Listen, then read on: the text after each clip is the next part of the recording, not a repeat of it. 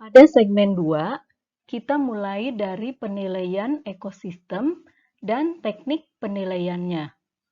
Di sini dapat terlihat ada cara untuk memperkirakan nilai guna dan nilai non-guna dari suatu ekosistem. Nilai guna dibagi menjadi 3, ada nilai guna langsung, nilai guna tidak langsung, dan ada nilai pilihan. Nilai guna yang langsung ini misalnya produk kayu. Produk kayu sebagai sumber timber dan sebagai sumber fuel. Ada produk non-kayu sebagai makanan, bahan obat-obatan, dan materi genetik. Sebagai edukasi, rekreasi, dan penggunaan budaya. Habitat untuk tempat hidup manusia, dan sebagai kenyamanan. Dan teknik penilaiannya adalah dengan cara analisis dan harga pasar, pendekatan barang, penilaian kontingen, harga hedonik, dan harga pengganti. Untuk nilai guna tidak langsung, misalnya perlindungan daerah aliran sungai, aliran nutrisi, pengurangan polusi udara, dan penyimpanan karbon. Sedangkan teknik penilaiannya dengan fungsi produksi, dengan harga pengganti atau penilaian kontingen. Untuk nilai guna pilihan, ini merupakan penggunaan untuk masa ke depan. Dan untuk penilaiannya adalah penilaian kontingen. Dan yang ketiga adalah nilai non-guna. Biasanya ini dilihat dari keberadaannya.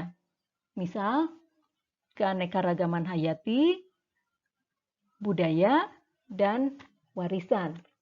Dan teknik penilaiannya adalah dengan penilaian kontingen. Gambar ini adalah merupakan peta yang menggambarkan kontribusi jasa lingkungan air dari hutan konservasi cagar alam Burangrang. Di sini bisa dilihat sebagai penyedia air minum dan budidaya pertanian.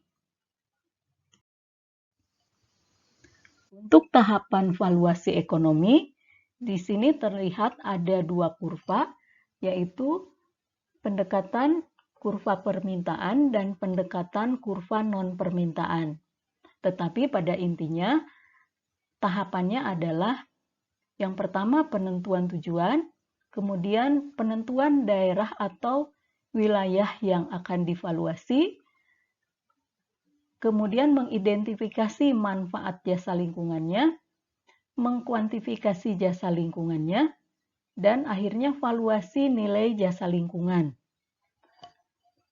Di sini dapat terlihat apakah dia akan mendapat kompensasi ataukah tidak ada kompensasi karena dinilai ukuran kesejahteraan konsumennya merupakan konsumen yang surplus. Sedangkan untuk non-permintaan, biasanya informasi ini digunakan untuk pembuat kebijakan. Nilai ekonomi total dibagi menjadi 2, ada nilai guna dan nilai non-guna. Untuk nilai non-guna, ada nilai guna langsung, artinya hasil yang didapat dikonsumsi langsung seperti kayu, buah dan biji, getah, rotan, pakan hewan, tumbuhan obat. Untuk nilai guna tak langsung, ini dapat diambil manfaat fungsionalnya, seperti fungsinya sebagai fungsi ekologis, sebagai pengendalian banjir, dan sebagai perlindungan terhadap angin. Untuk nilai pilihan, merupakan nilai pilihan penggunaan, misalnya sebagai tempat rekreasi. Untuk nilai non-guna, nilai pilihan non-pengguna sebagai ekosistem dan sebagai suaka marga satwa. Untuk nilai keberadaan, merupakan nilai pengetahuan, ini sebagai habitat dan untuk spesies langka. Untuk nilai non-guna lainnya, misalnya sebagai biodiversity dan sebagai pemandangan. Metode perhitungan nilai guna langsung, misalnya dengan data time series permintaan dan penawaran tersedia dengan cara metode manfaat sosial bersih. Kemudian pasar hasil hutan tersedia dengan cara metode harga pasar. Final product dengan cara metode harga pengganti, misal harga substitusi tak langsung, biaya oportunitas tak langsung, nilai relatif, biaya relokasi, biaya perjalanan atau pengadaan. Dan yang terakhir adalah intermediate product dengan cara pendekatan nilai produksi.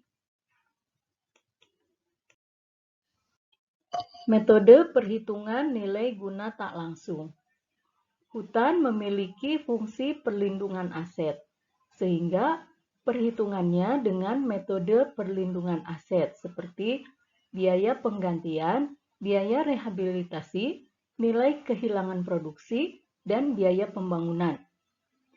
Nilai hutan dapat direfleksikan dengan nilai properti lain, seperti metode harga hedonik.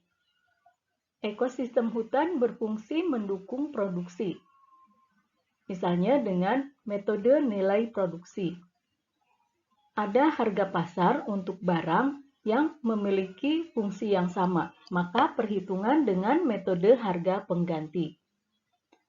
Fungsi atau atribut hutan tidak berkaitan dengan transaksi komersial atau substitusi, maka dengan metode kontingensi. Ini adalah merupakan nilai hutan produksi primer, hutan produksi sekunder, hutan konservasi, dan hutan lindung yang merupakan nilai dari nilai guna langsung, nilai guna tak langsung, nilai bukan guna, nilai pilihan, nilai keberadaan, dan nilai ekonomi total. Bagian ini merupakan penghitungan ganti kerugian akibat pencemaran atau kerusakan lingkungan hidup. Bagannya, urutannya seperti ini. Dari perubahan lingkungan, terjadi pencemaran atau kerusakan lingkungan. Kemudian dilihat tipe media lingkungan hidup yang tercemar atau rusak, lama pencemaran atau kerusakannya, kerusakan langsung ataukah kerusakan tidak langsung, dan derajat pencemaran atau kerusakannya. Kemudian dilihat status kepemilikan lingkungan hidup yang tercemar atau rusak. Apakah hak milik publik atau hak milik pribadi? Pada akhirnya, untuk hak milik publik, penghitungan ganti kerugian. Dan untuk hak milik pribadi, dilihat intensitas kepemilikan dan pemanfaatan lingkungannya, bagaimana tipe kepemilikannya, dan lama kepemilikannya. Dan pada akhirnya, penghitungan ganti kerugian. Pencemaran atau kerusakan lingkungan yang diakibatkan oleh usaha atau kegiatan, urutan bagannya dapat terlihat pada gambar ini. Usaha atau kegiatan dibagi dua, kegiatan ekonomi dan kegiatan non-ekonomi. Kegiatan ekonomi dibagi dua, produksi dan menghasilkan limbah atau berdampak terhadap lingkungan. Untuk kegiatan non-ekonomi juga sama, berdampak terhadap lingkungan ataukah kegiatan non-ekonomi jasa. Untuk limbah atau dampak lingkungan dibagi dua lagi, apakah limbahnya diolah atau dikelola, ataukah tidak diolah atau dikelola. untuk yang diolah atau dikelola dibagi dua lagi menjadi apakah sesuai baku mutu pedoman teknis atau tidak sesuai baku mutu pedoman teknis. Dan pada akhirnya, baik yang diolah maupun yang tidak diolah akan mengakibatkan pencemaran kerusakan lingkungan. Pencemaran atau kerusakan lingkungan akan mengakibatkan kerugian. Kerugian pertama karena kerugian yang diakibatkan karena tidak dilaksanakannya secara maksimal atau tidak dilaksanakannya kewajiban pengolahan air limbah dan atau emisi dan atau limbah bahan berbahaya dan beracun dan atau gangguan. Kedua, kerugian untuk pengganti biaya verifikasi pengaduan, inventarisasi sengketa lingkungan, dan biaya pengawasan pembayaran ganti kerugian dan pelaksanaan tindakan tertentu. Ketiga, pengganti biaya penanggulangan dan pemulihan lingkungan. Ini biasanya untuk pemerintah dan masyarakat, biaya rehabilitasi hutan mangrove, terumbu karang, lahan dan air tercemar, rehab danau dan sungai, pembersihan cemaran minyak. Kemudian kerugian ekosistem bagi pemerintah, erosi, banjir, tata air terganggu, suplai air kurang, keanekaragaman hayati punah, serapan karbon hilang, dan karbon terlepas, dan sebagainya. Kerugian masyarakat atau individu atau kelompok, aset masyarakat rusak atau hilang, penghasilan masyarakat hilang, gangguan kesehatan, taman kota rusak, infrastruktur rusak. Metode penghitungan nilai kerugian. Kerugian pengganti biaya tak memenuhi kewajiban seperti pengolahan limbah, kerugian pengganti biaya verifikasi dan pengawasan seperti lingkungan, biaya pendugaan kerusakan lingkungan, biaya real untuk survei, pantauan laboratorium. Kerugian pengganti biaya penanggulangan dan pemulihan lingkungan, biaya penggantian untuk rehabilitasi, reklamasi lahan dan vegetasi, kasus pertambangan, kebakaran hutan, pencemaran air laut karena tumpahan minyak. Kerugian lingkungan untuk pemerintah seperti biaya kerusakan, biaya sebelumnya, biaya perjalanan, produktivitas, proyek bayangan, WTP dan WTA.